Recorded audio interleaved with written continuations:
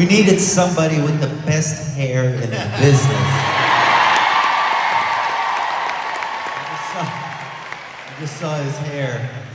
John's always complaining about his hair, and it always looks marvelous.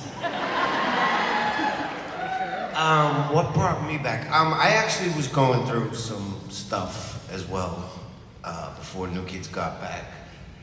Business was not doing well. It was the big crash of '08 in real estate. And I was just ready to get out of houses and all that stuff. And I think you called Jordan. And Jordan was like, somebody wants to talk to you. Well, And it was you. no, it's more like, well, you better talk to John. I ain't fucking asking him.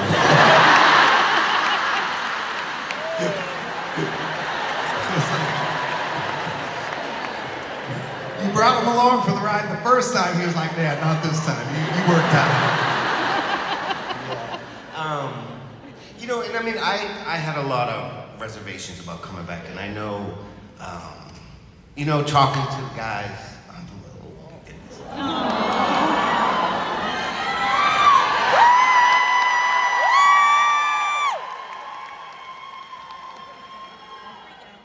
There was a lot of things.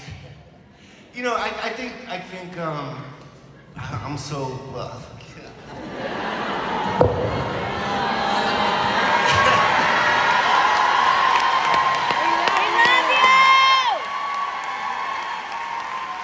No, I think you know, getting back together was a lot of talking with these guys, and you know, I knew how crazy it was round one, and it was fun, but it was hell as well. Like, it just got to a point where you wanted to get off the bus. The bus was just figuratively. We weren't on a bus.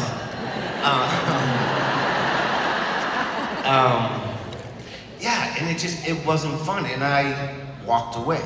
And you know, that always haunts me, that I left these guys, and then here's an opportunity to get back together, and I was still not really sure, you know? I hadn't come out publicly yet, and that was always on my mind. I didn't even tell these guys, like, that shot of us in the studio, I think that's when we first, like, started talking about it, you know? Hey, John's gay, pass the butter.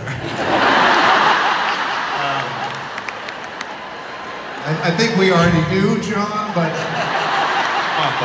we were just waiting for you to catch up, is all.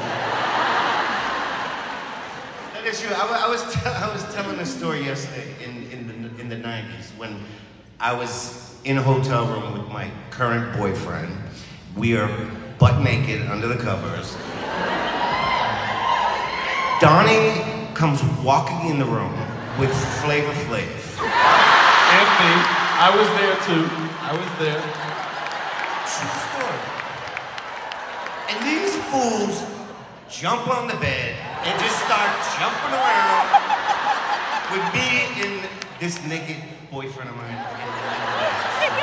That was so I can. Yeah, you did, no? No, I know. I remember it. That's when I learned. You waited 18 years to tell me, but I figured it out that day. I knew before that. Yeah. But no, that was such a great memory. We were in a hotel in LA. No, it was a poignant moment for me because, you know, I was a huge Public Enemy fan, and it didn't sway my opinion of anything, but someone came up to my room and said, Flavor Flav's in the lobby and he's looking for you. And I went downstairs and he was like, Donnie! And we hugged and he went crazy and he met my mom and he was like, Mom's won! And Danny was there and he literally said, I want to see all the other guys. We had met him a few times before. He knew I was a huge fan. What did I say? Okay. Just a quick, so we went up the elevator looking for everyone. We found Jordan, we found Joey, and we went to John's room, and they changed the rules in hotels. The housekeeper was right outside. We said, can you let us in the room? And she said, okay.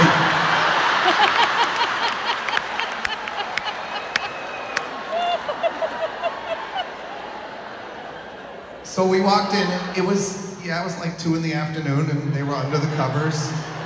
And I mean, I didn't think nothing of it, but what was really wonderful was Flavor Flav was like, "What's up, John?" and jumped on the bed. And we jumped on the bed. It was like, it was so wonderful and normal. There was nothing out of the ordinary.